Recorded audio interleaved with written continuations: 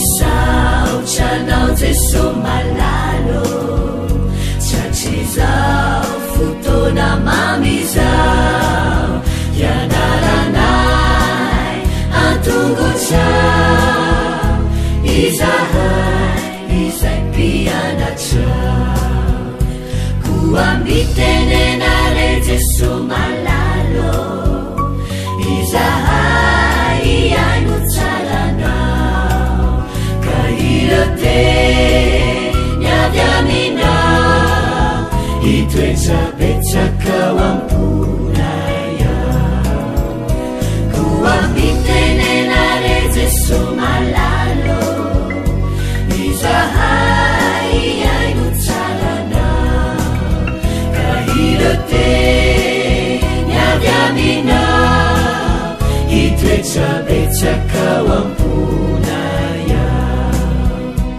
irote niavy aminao itoetsapetsakao amponaya.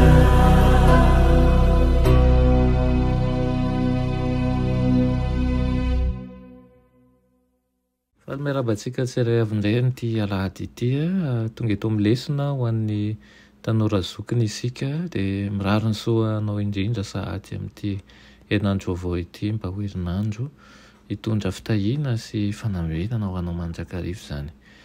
Mialohan'ny diraintsika ny amin'ny lesona anio dia hivavaka isika. Hitanay masina tsara ny Andriamanitra atolotra ianao ny dera ny laza ny haja sy ny voninahitra saotra anao izay efa mahatsiaro samatra tokoa manana anao ianao izay tsy mba mandao anay fa momba anay hatrany. Andray ny teninao izay ankehitriny metezainao anjaka ao am-pony tsirairay avy aminaran'i Jesosy. Amen. Lohatenin'ny lesonantsika androany dia manao hoe ny lalàna sy ny mpaminany. Ny lalàna sy ny mpaminany. Hitantsika manerana amin'ny Baiboly ny fifandraisana mirindra eo amin'ny lalàna sy ny mpaminany. Fony nanaradian'Andriamanitra manko ny Israely ary nanaraka ny toroheviny sy nankatony lalàny dia niteny tamin'izy ireo tamin'ny alalan'ny mpaminany izy. Rehefa niodina tamin'ny kosa izy ireo dia natsahany ny fanomeza pahasoavan'ny faminaniana. Miresaka ny amin'ny izany fifandraisan'ny antony sy ny vokatra izany i Solomona amin'ny ohabolana toko fa 7:20 manao hoe raha tsy misy fahitana dia atondraka anaram-po amin'izay tsy mety ny olona. Ny teny hoe fahitana eto dia maneho an'ireo fahitana omena ny mpaminany. Ny tapany faharoa amin'ilay andalanteny dia mametraka ny fifandraisana hety eo amin'ny fitandrimana ny lalàna sy ny fandraisana ny fahitana ara-paminaniana.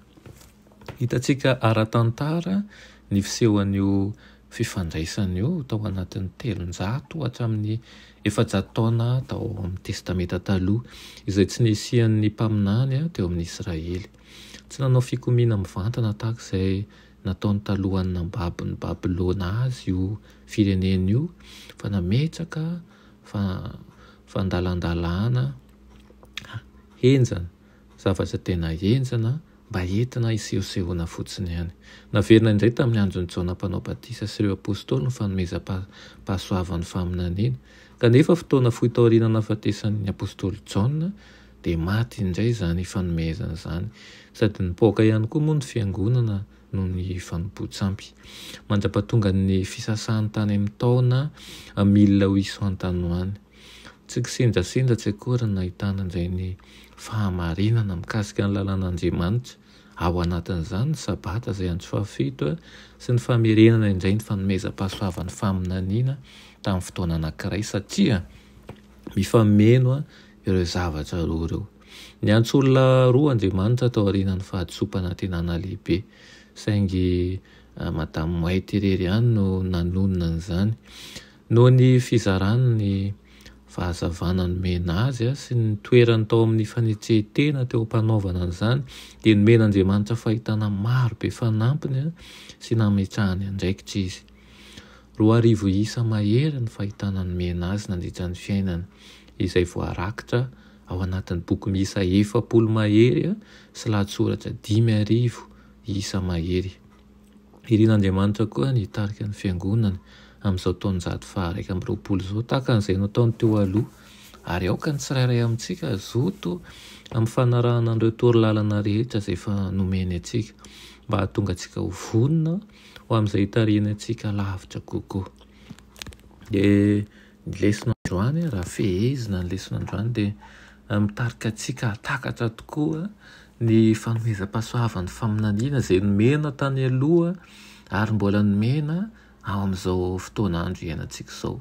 Tsy maintsy hisy foana ihany koa io mandrapahatonga ny kristeny amin'ny raha ony-lanitra satria manana ny asany sy ny andraikiny manokana eo amintsika ny faminaniana entina hanairana antsika ny amin'ny toe-javatra misy sy ny toe-javatra hitranga ary ihany koa amoazana ara-panahintsika fa tsy tokony atory isika. Vavaka isika irainay tsara ny azan-danitra mbola misaotra anao ny amin'izany teninao izany, misaotra anao ihany koa izay mampianatra anay mandrakariva ny mba hifoazanay tsy atory izahay fa vitan-dinika ihany koa ireo fahitana ara-paminaniana nomenao anay. Tompo malala ampianaro izahay mba hanana fanetretena hifikitra ihany koa amin'ny teninao ka ireo voalaza ara-paminaninany vao maika tokony ampitodika anay amin'ny fanarahana anao satria efa tomotra ny andro. Anaran'i Jesosy, amen.